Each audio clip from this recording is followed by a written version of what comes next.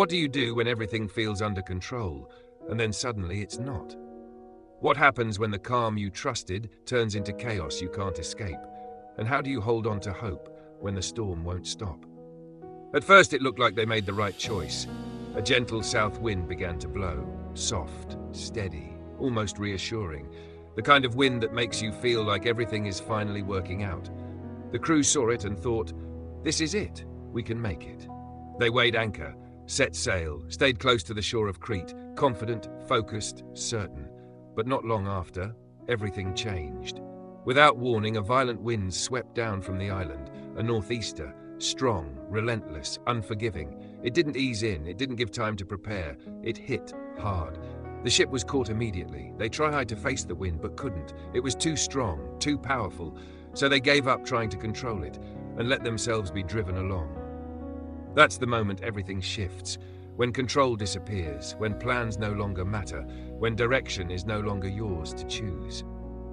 They passed the lee of a small island called Corda. With difficulty they secured the lifeboat. Not easily, not quickly. Everything took effort now.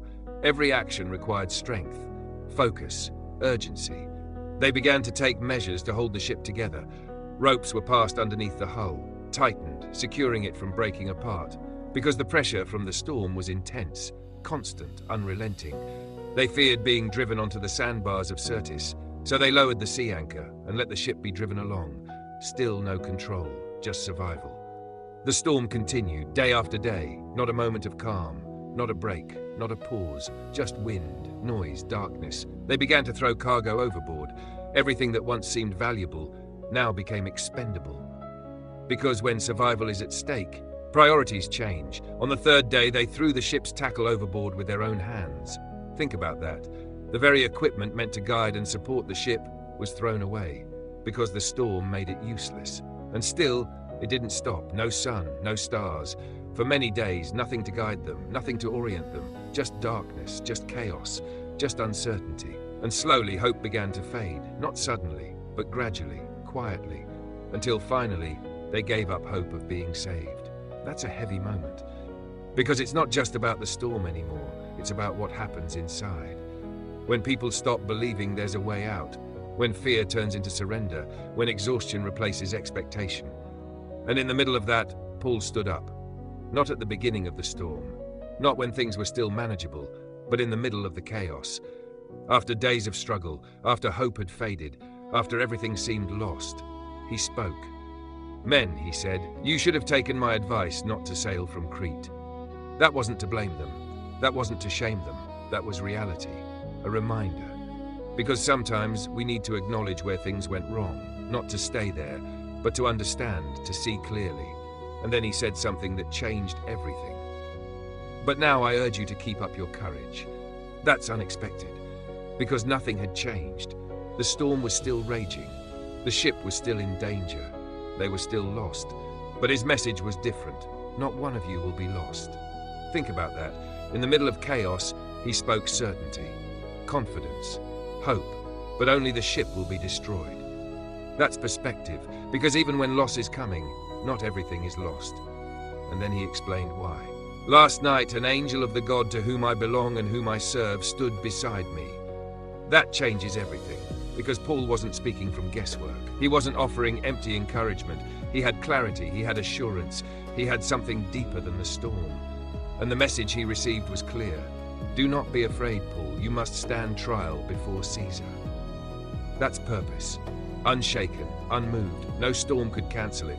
No chaos could change it. And not only that, God has graciously given you the lives of all who sail with you. That's powerful. Because Paul wasn't just receiving assurance for himself, but for everyone on that ship. The soldiers, the sailors, the prisoners, everyone. Even those who didn't listen before, even those who made the wrong decision. They were included. And Paul said it clearly. "So keep up your courage, men, for I have faith in God that it will happen just as he told me." That's faith. Not based on circumstances, not based on what he could see, but based on what he knew. And then one final detail. Nevertheless, we must run aground on some island. That means the storm wouldn't just disappear. There would still be impact, still loss, still a difficult ending to this journey. But survival was certain.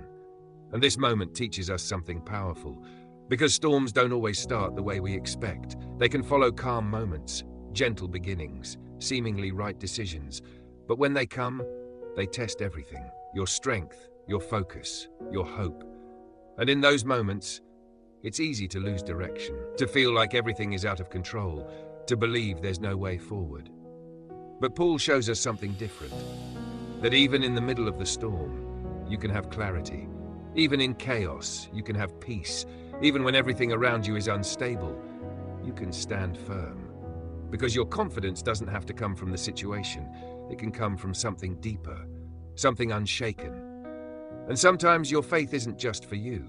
It impacts others. It becomes a voice in the storm, a reminder when hope is fading, a light when everything feels dark. Paul didn't stop the storm, but he changed the atmosphere within it. He shifted fear into courage, despair into expectation, silence into direction. And that matters, because you may not be able to control what you're facing, but you can choose how you respond, because you believe you can choose whether to give up or stand firm.